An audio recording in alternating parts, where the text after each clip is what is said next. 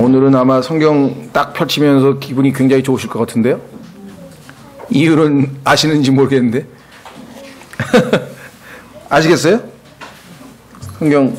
오늘 성경 공부할 부분을 펼치면서 기분이 좋아지는 이유. 예, 성경에서 제일 짧은 장입니다. 성경에서 제일 짧은 장이고 히브리어로 치면 17단어밖에 안 되는 아주 짧은 시편인데, 그래서 어떤 분이 성경 한 장을 통째로 외우려면 항상 117장을 시편 117장을 외우면 된다, 이렇게 아주 지혜롭게 얘기를 한 것 같아요. 그렇죠? 나 성경 한 장을 다 외우고 있다. 두 절만 외우면 한 장을 다 외운 셈이 되니까. 그렇죠? 그러나 이 한 장 속에는 천년 왕국에서 이루어질 놀랍고도 놀라운 경이스러운 일들이 기록되어져 있습니다. 물론 우리에게 영적으로도 당연히 적용할 수가 있겠죠. 하나님을 찬양하는 일에 그 누구나 다, 더군다나 그리스도인이라고 한다면 제일 먼저 찬양해야 될 자들이니까. 그러나 여기서는 단지 우리 그리스도인이 주님을 매일매일의 삶에서 찬양하는 것을 넘어서서 지금 현재 반역하고 있는 이 세상의 모든 이방 민족들과 또 이 고난 중에 아직도 회개치 아니하고 돌아오지 않고 있던 이스라엘 백성까지 합해서 하나님의 긍휼과 진리 안에서 이스라엘의 회복과 그들을 통한 이방 민족들의 하나님께로의 돌아옴을 천년왕국의 모습으로 아주 짧은 두 구절 속에 다 함축해서 집어넣고 있습니다. 그래서 요것 자체만을 가지고 짧게 강론을 한다면 10분 안에 끝나겠지만 관련 구절도 우리가 좀 찾아본다면 어마어마하게 풍성한 그런 것이죠. 읽어보면 지금 현재의 우리의 삶과는 안 맞죠? 왜? 지금 현재 모든 민족들이 주님을 찬양하고 있는 것 아니죠. 오히려 거의 모든 민족들이, 유엔에 모여있는 모든 사람들이 다 하나님의 뜻과는 어긋나는 반대 방향으로 나아가고 있는 상황이기 때문에, 그러나 이것은 주님께서 반드시 이루실 일이고 예언적으로 성취될 것을 우리는 바라보게 됩니다. 더더군다나 오늘날 이 우리나라의 이 정치적 현실이라고 하는 것이 정치에 대한 실망과 또 정치인들에 대한 정치인들이라고 해서 특별히 또 형편없는 사람인 것은 아니에요. 정치라는 속성이 그래서 그렇지, 우리도 정치인이 되면 어쩔 수 없이 그런 짓을 안 할 수가 없는 게 인간인데, 괜히 또 그 정치인들이 너무나 우리에게는 기대 이하의 실망을 끼치다 보니까 우리가 좀 뭐라 그러는 거지, 실제적으로야 그 사람들과 우리하고 뭐가 다르겠습니까? 요한복음 3장 6절 말씀대로 육으로 난 것은 육일 뿐인데 어쩌겠어요. 그렇죠? 그렇다고 해서 그들을 두둔하거나 그럴 건 없고, 그런 와중에도 정말 하나님께서 자신들에게 맡기는 권위이기 때문에 그것을 의롭게 바르게 행사해야 된다는 의식만 있더라도, 그리스도인 정치가라면 이것은 내가 가지고 있는 권력이 아니라 하나님께서 나에게 맡기신 거라는 것을 의식만 하더라도 아주 기대 이하의 짓은 안 하지 않을까, 이런 생각은 해보는 것이죠. 어쨌거나 오늘 시편 117편 을 통해서 정말 소망된 미래를 한번 좀 바라보는 시간을 가졌으면 좋겠습니다. 자, 그래서 시편 117편에 오 너희 모든 민족들아 주를 찬양하라 그랬죠. 사실은 우리나라의 어순과 영어의 어순이 다르기 때문에, 사실은 영어로는 앞뒤가 여기 나와 있는 것처럼 Oh, praise the Lord. 그 다음에 맨 끝이 praise ye the Lord 해가지고 찬양하라라고 하는 동사로 앞뒤가 딱 마무리되는 그런 뉘앙스가 있습니다. 네, 우리말로는 아무래도 조금은 어순이 달라지겠죠. 오 너희 모든 민족들아 주를 찬양하라. 너희 모든 백성들아 그분을 찬양할지어다. 지금 우리가 이렇게 초청한다고 해서 미국 백성들이, 미국에 있는 사람들이 아니면 무슨 중국에 있는 사람들이 주님을 찬양할 리는 만무인데, 그러나 이 날이 올 거예요. 이 명령에 순수히 순종하면서 기꺼이 찬양할 날이 올 것을 성경이 말씀하고 있는데, 그것은 언젠가, 바로 다음 구절, 두 번째 구절이 성취될 때, 그때는 언젠가 2절, 우리는 당연히 이스라엘 백성을 얘기하는 것이죠. 우리에게 베푸시는 바 긍휼이 풍성하신 그분의 친절이 크고 주의 진리가 영원히 지속되는도다. 너희는 주를 찬양하라. 이스라엘 백성들이 출애굽 이후부터 시작해서 이스라엘 민족이 세워진 이후로 계속해서 하나님께 대한 많은 반역과 많은 저항과 많은 거역과 불순종이 있었고, 또 여러 번에 걸친 하나님의 징계와 심판도 있었지만, 가장 이제 결정적인 것은 교회의 휴거 이후에 있게 될 이 7년이라고 하는 야곱의 고난이라고 하는 기간이고, 그 후 3년 반은 예수님께서도 대환란, 큰 환란이라고 이름을 붙일 정도로 어마어마하게 엄청난 전무후무한 환란이 있게 될 것을 성경은 말씀하고 있습니다. 정말 그때는 살아남는 것, 생존이죠. 살아남는 것 자체가 전적인 하나님의 긍휼에 의지하지 아니하고는 잔인하기 이를 데 없는 그 적 그리스도에 의해서 완전히 통제됩니다. 아시다시피 짐승의 표가 없으면은 또 손이나 이마에다가 표를 받거나 또 짐승의 형상에 경배하지 아니한 이런 자들은 매매도 할 수 없고 아예 어떤 생존할 수 없는 체제가 될 것이라고 하는 것을 성경에서 예언해 놓고 있는데, 지금 우리 실제로 보면 거의 그게 가능한 시대로 지금 가고 있는 중이죠. 예. 오늘도 어떤 사람이 보니까 이게 하루에 CCTV 한 사람 앞에 몇십 번이 지킨다면서요? 언제 지키는지도 모르고 계속 지키고 그러니 나중에는 얼마나 일거수일투족을 다 감시할 수 있겠습니까? 꼼짝 못하는 거죠. 그런 의미에서 봤을 때 정말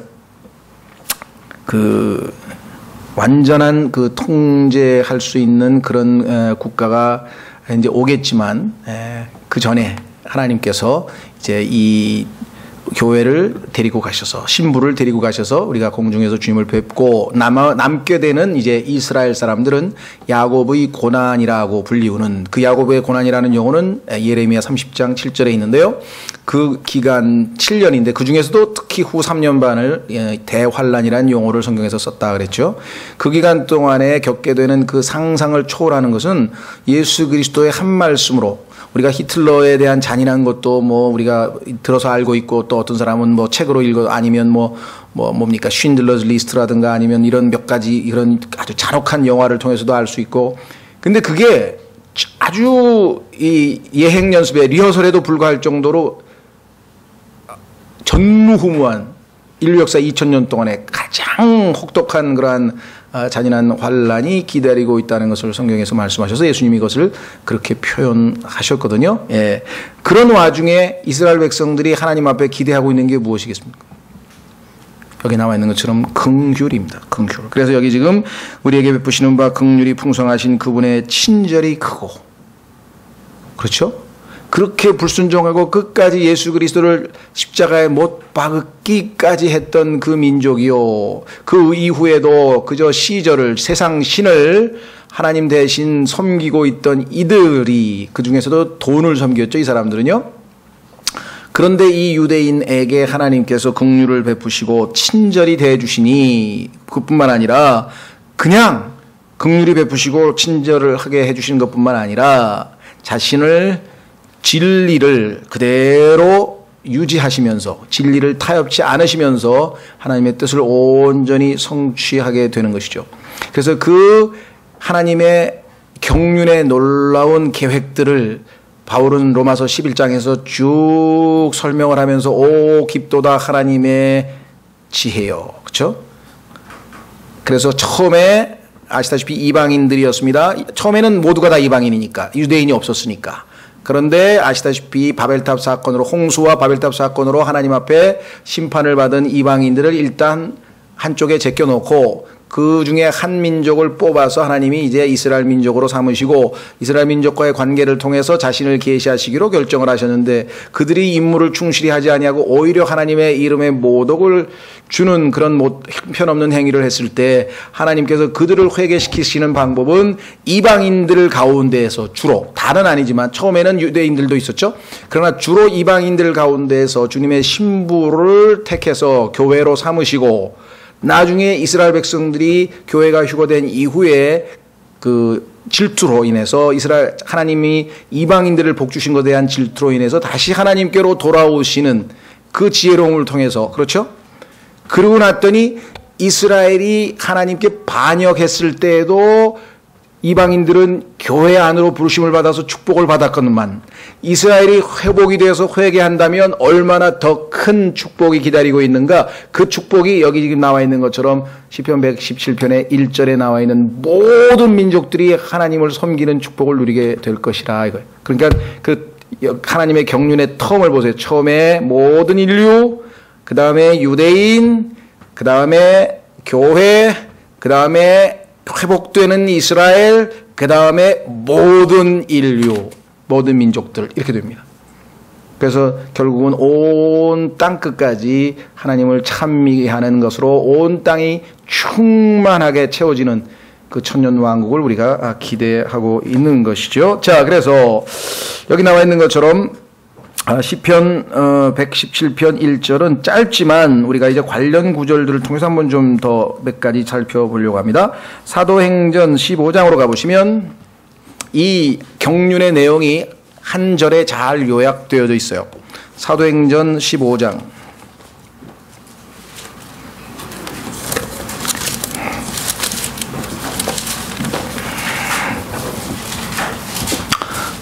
참, 저희가 수요일 날은 처음 오시는 분들이 별로 없어서 소개를 못 했네요. 처음은 아니죠, 참. 우리 강민영 자매님이 우리 수련회 때도 한번 오셨었고 그랬는데, 아마 그간 건강과 생명에서 근무하시고요. 그 다음에 또 우리, 아마 이 사랑침례교회가 좀 멀리 이사를 가게 되고, 그래서 아마 이제 저희 교회로 아마 이렇게 나오시려고 가족들이 아마 다음 주부터. 너무 반갑습니다. 그러니까 많이 뵌 것 같아서 가만히 있어봐, 어디서 봤나 그러고 막 하다가 보니까 이제 기억이 설명을 해주셔서 기억이 나는데요. 수요일 날 이렇게 함께 기도할 수 있고 방문해 주셔서 너무나 감사드리고, 또 우리 조재구 형제님도 또 주일날에 이어서 이렇게 참석해 주셔서 감사드립니다. 예, 그래서 우리는 사도행전 15장에 나와 있는 구절로 가서 아주 놀라운 말씀을 살펴보게 됩니다. 원래 사도행전 15장의 이 내용은요, 문맥은 뭐냐면 유대인들 중에 일부가 잘못된 교리를 가지고 찾아왔어요. 그것은 뭐냐면 모세의 율법을 지켜야 된다, 할례를 받아야 된다, 막 이렇게 얘기하는 거예요. 그러니까 어떤 사람들은 소위 말하면 행위구원이라고 우리가 그걸 얘기하는데, 모세의 율법을 지켜야만 또는 할례를 받아야만 구원받는다 주장하는 사람이 있어요. 이거는 완전한 이단이죠. 이건 아예 구원과 거리가 잘못된 것이죠. 그런데 일부 두 번째 그룹은 뭐냐면 은혜로 믿음으로 거저 구원은 받지만 그 사람들은 할례도 받고 율법을 지켜야 된다, 이런 사람들이 있었어요. 그래서 첫 번째 오직 믿음으로만 구원을 받습니다를 가르쳐 주시기 위해서 하나님께서 그 이단들에 대해서 답을 주시기 위해서 쓴 책이 로마서입니다. 로마서 전체가 핵심적으로 그 문제를 해결해 줄 수 있죠. 두 번째는 갈라디아서예요. 갈라디아서를 보면 많은 사람들이 오해하지만 갈라디아서는 믿음으로 의롭게 된다는 걸 얘기하는 게 아니라 구원받은 그리스도인들이 믿음으로 의롭게 된 것을 은혜로 믿음으로 계속 유지할 수 있다, 행위로 그것을 붙들고 끝까지 지켜야 된다는 뜻이 아니라는 걸 가르치는 거예요. 그러니까 갈라디아서가 오늘날 상당수의 그리스도인들에게 굉장히 중요한 필요한 내용입니다. 그래서 성령으로 시작을 했어요. 왜? 믿음으로 은혜로 구원을 받았으니까. 그런데 왜 그 다음에는 육체로 자기의 의를 지켜서 자기가 선한 행위로 하나님 앞에 의롭다함을 유지하려고 노력하고 애를 쓰는가? 그래서 될 일도 아니죠. 다 주저앉게 되죠. 그러면 다시 구원을 잃어버린다는 소리냐? 그러니까 이제 그때부터 막 왔다 교리적으로 혼미가 생기는 것이에요. 갈라디아서는 굉장히 그런 의미에서는 이 시대 우리 그리스도인에게 중요한데요. 그거를 토의하기 위해서 아니다, 바울은 잘못됐다, 그래서 로마서의 내용과 갈라디아서의 내용을 이미 다 알고 있었기 때문에 바울은 그것을 토의하기 위해서 이제 예루살렘에서 회의를 했는데, 그 회의를 하는 과정에 이제 최종 결론을 믿음으로만 의롭게 된다는 결론을 이제 야고보, 예수님의 동생으로 알려진 야고보가 이제 마지막 최종 발언을 하는 장면이 바로 14절에 나옵니다. 확인해 보겠습니다. 사도행전 15장 13절. 하나님의 경륜의 공부에 있어서는 굉장히 중요한 구절이네요. 자, 그들이 잠잠하매 결론을 내립니다. 야고보가 응답하여 이르되 사람들아 형제들아 내 말에 귀를 기울이라. 자, 내가 이제 결론을 내리겠다.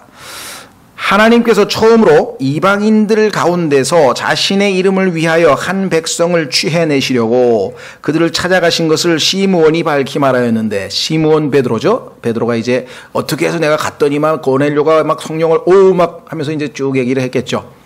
자, 여기 중요한 거는 이방인들 가운데서 주로입니다. 물론 초기에는 유대인들도 있었죠. 자신의 이름을 위하여 한 백성, 이거는 특별한 백성이라고 성경에 특유한 백성이라고 얘기했고, 이것은 교회를 얘기하죠.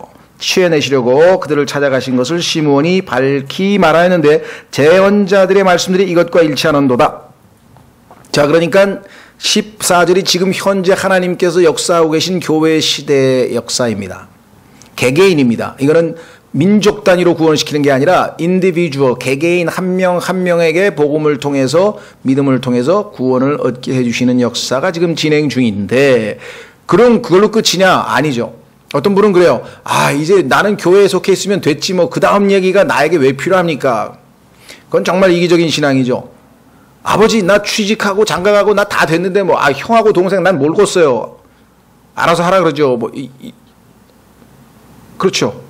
구원받지 못한 이방인들도 유대인들도 다 하나님의 피조물이요, 하나님께서 계획을 가지고 계신 거예요.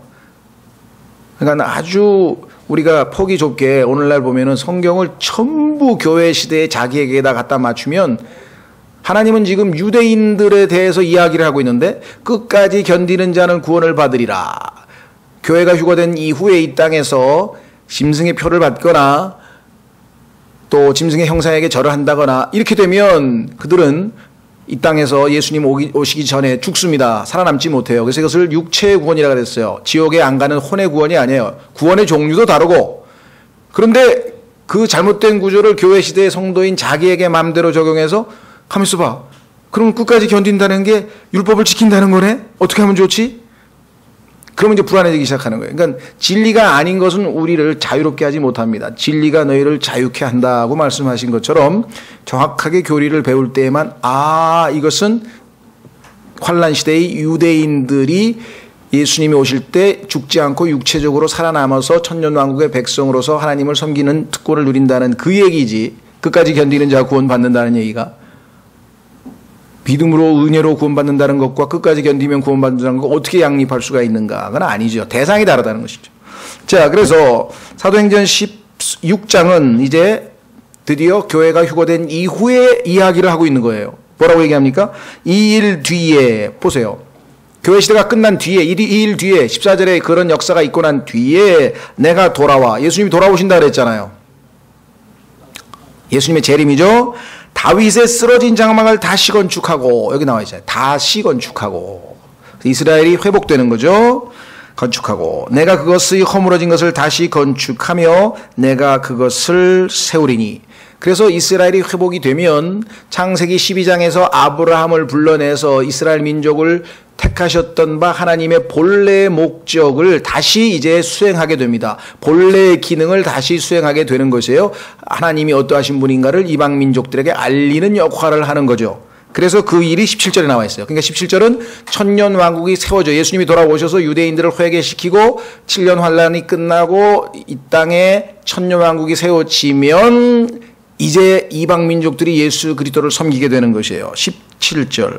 이것은 사람들 중에서 남은 자들과, 이것은 유대인들을 얘기하고 있고, 내 이름으로 불리는 모든 이방인들이, 그러니까 유대인 남은 자들과 이방인들이 이제는 예수님의 이름으로 불리게 된다는 것. 그러니 찬양하지 않을 수가 없겠죠. 시편 117편 1절처럼 너희 모든 민족들아 찬양하라, 이렇게 얘기를 했잖아요. 자, 어떤 분들은 이방인하고 민족들하고 같은 겁니까? 그렇죠. 주를 찾게 하려 함이라 이 모든 일을 행하는 주가 말하노라 하셨은즉. 자, 성경에 보면 처음에 하나님께서 이 민족들, 잘 아시는 것처럼 창세기 10장에 보면은 수없이 많은 그 민족들의 명단이 쭉 나오게 되죠. 그런데 하나님께서 그 민족들 중에서 가장 숫자가 작은 한 민족을 택했어요. 신명기 7장 7절에 보면 작은 숫자가, 왜? 큰 민족을 택하면 하나님께서 역사하셨다는 것을 증명할 수가 없잖아요. 그런데 가장 작은 민족을 택해서 하나님이 또 축복하시고 도우시면 이 민족은 이 민족이 섬기는 하나님이 진짜 하나님이다라는 것을 사람들에게 알려줄 수 있는 증인의 역할을 할 수 있죠. 그래서 하나님께서 택했어요. 그러니까 선민이라고 의시될 게 하나도 없는 거죠. 사실 이스라엘 백성은 그런 의미에서 볼 때는 가장 작은 민족이니까. 그리고 성경에서 뭐냐면은 이 민족은 유대인은 holy nation, 거룩한 민족이기 때문에 하나님만을 위하여 따로 분리시켜 놨기 때문에 민족들 가운데 하나로 여겨지지 아니하리라 라고 또 성경에 기록해 놨어요. 민족들 중에 하나로 여겨지지 않는, 이거는 세상에 있는 민족들이 아니야. 이건 holy nation, 하나님만을 위한 것이고, 그래서 이것을 특유한 백성이다, peculiar people이라는데 아주 아주 독특한 백성이다 이렇게 딱 분류시켜 놨죠. 그래서 하나님이 이 백성들과의 관계를 통해서 하나님의 성품이 어떠하시고 하나님은 무엇을 좋아하시고 하나님은 무엇을 미워하시고 이걸 쭉 알려줬는데 이들이 증인 노릇을 제대로 못해서 하나님을 잘못 소개하고 엉뚱하게 소개하고 신성 모독하게 하는 그런 일들을 아주 계속 반복 저지르게 되는 것을 우리가 성경에서 보게 되죠. 그래서 민족들 홀리 네이션, 거룩한 민족 그렇겠죠.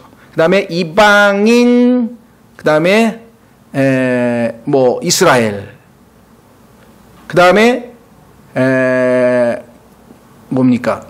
이교도라 그러죠. 이교도라고 하는 것은 뭐냐면 이 민족들은 참 하나님인 참 여호와를 섬기는 자들이 아니고 다른 여러 가지 신들을 섬기는 자들이기 때문에 이교도라 그래요. 이거를 히든이라고 영어에서 얘기하는데 이교도, 종교적인 관점에서 봤을 때. 그런데 이스라엘은 하나님을 섬기는 백성이기 때문에. 그 다음에 한쪽은 이방인, 그 다음에 이교도, 민족들 이교도, 그 다음에 이방인, 그 다음에 유대인과 또 매치가 돼요. 요거는 이제 racial, 인종적으로 봤을 때 이방인이냐, 유대인이냐. 그렇죠? 그래서 유대인도 이름이 유대인, 이스라엘, 그 다음에, 뭡니까? 히브리인. 이쪽도 이방인, 민족들, 그 다음에 이교도. 이게 다 같은 한 그룹을 종교적 관점에서 또는 민족적 관점에서 또는 정치적 관점에서 사용하는 그런 용어입니다. 같은 용어라는 것을 기억하시면 되겠습니다. 자, 그래서 우리는 17절에 사람들 중에서 남은 자들과 내 이름으로 불리는 모든 이방인들이 주를 찾게 하려 함이라 이 모든 일을 행하는 주가 말하노라 하셨습니다. 지금 생각해 보셨어요?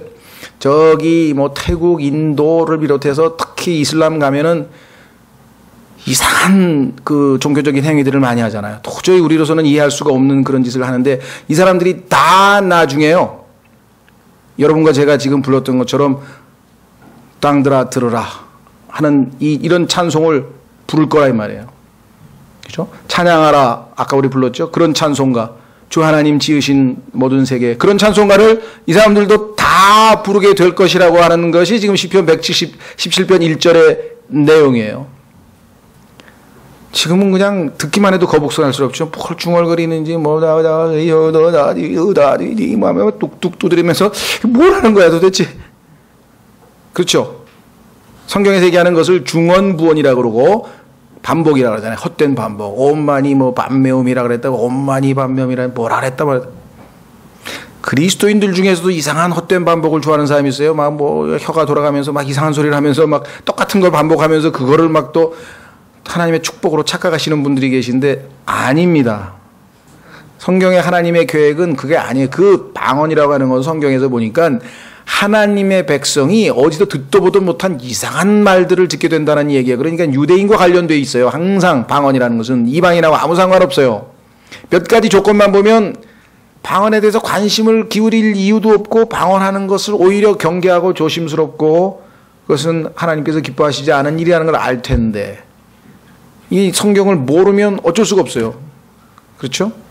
예. 자, 그래서 이 말씀드린 것처럼 하나님의 경륜에 있어서 드디어 이제 이 이방인들이 하나님 앞에 오릅니다. 근데 지금 현재 어떤 짓을 하고 있습니까? 전 세계 모든 민족들 가운데 진정으로 예수 그리스도를 섬기고 있는 민족이 심지어는 하나님의 백성인 이스라엘마저도 아직은 회개를 안 하고 있는 상태라고 한다면 다른 민족들은 말하면 못하겠습니까? 그렇죠? 더더군다나 이제 적그리스도와 힘을 합쳐서 이 땅에 있는 이방 모든 민족들이 예수 그리스도를 거역하게 될 그 시기가 온다고 성경에 얘기했죠. 확인해 보겠습니다. 지금도 그런 조짐이 농후하고요. 시편 2편.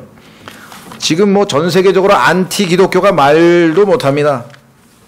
걸핏하면 여러분들 뭐 영어 문화권은 뭐 다 요즘에 뭐 하도 유명하니까 다 아시겠지만 걸핏하면 하나님 이름을 갖다 대죠?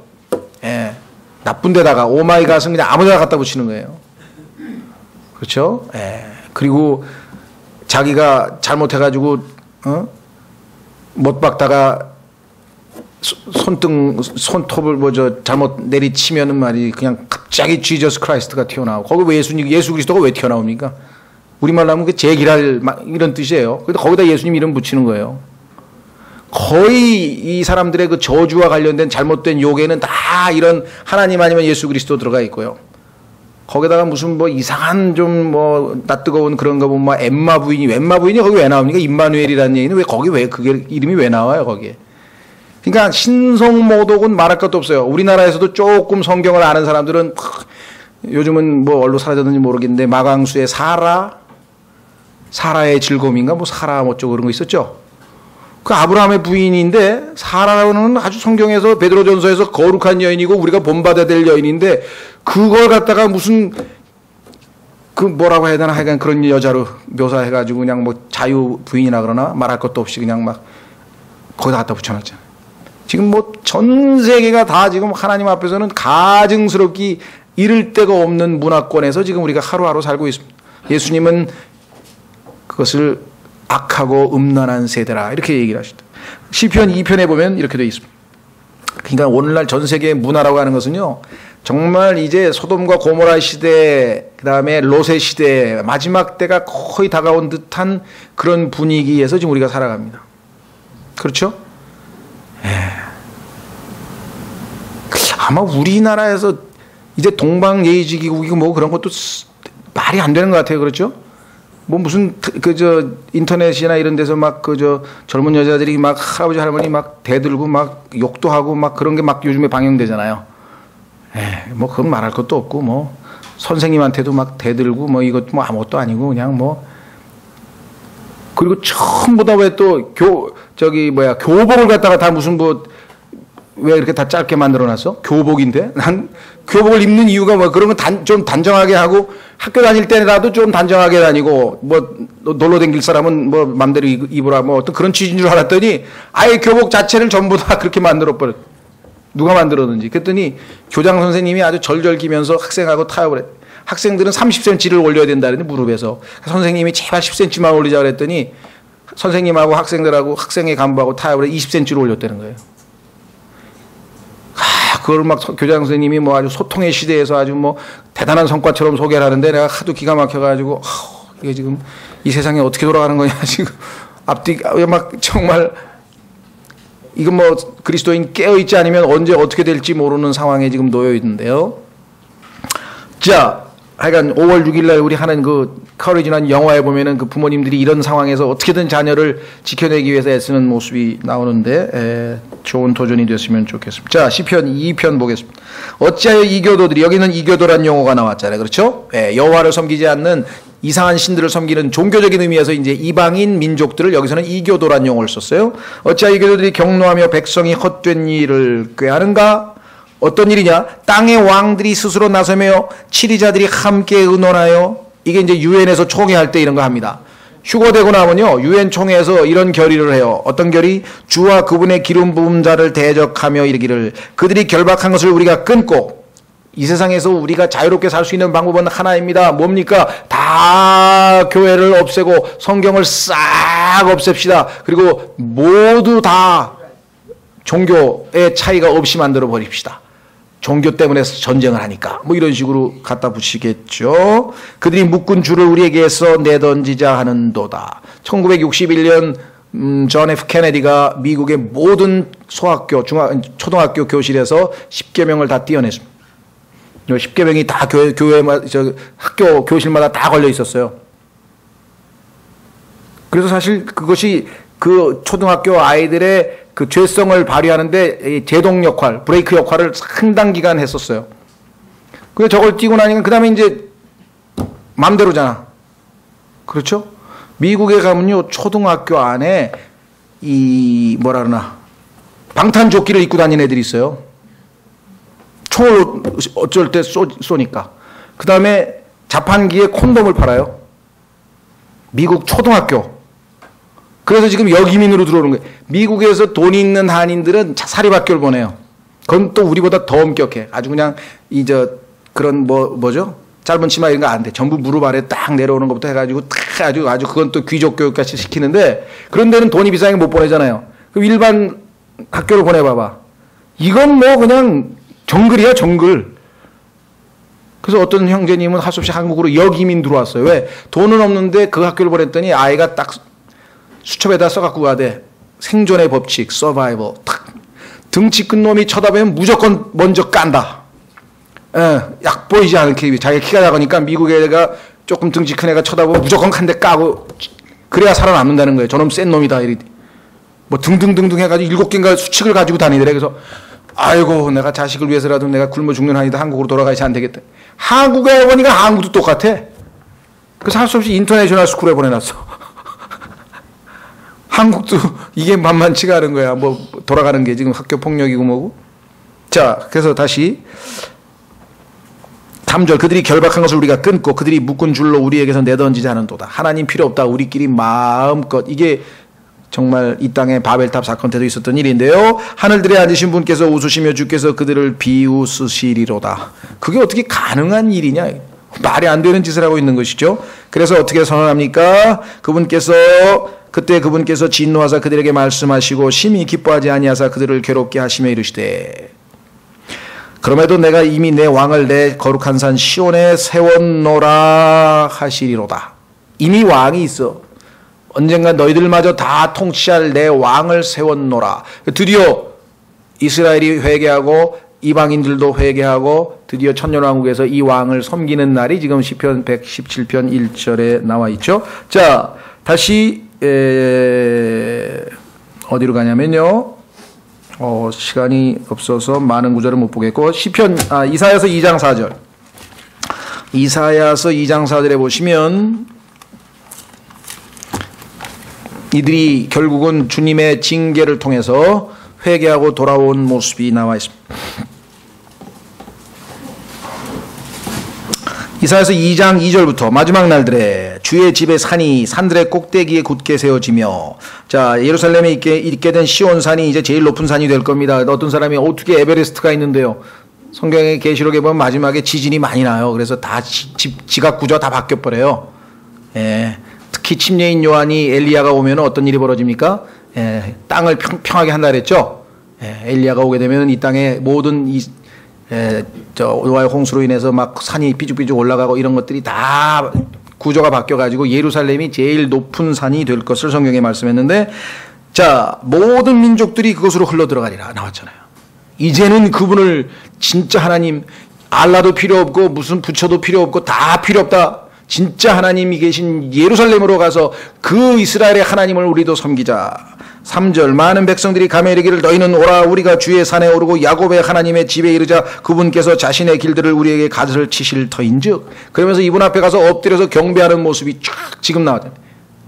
시편 117편 1절 너희는 민족들아 너희는 그분을 찬양하라 백성들아 너희는 그분을 찬양하라. 그러면 얼마나 우렁찬 찬양이 일어날까요?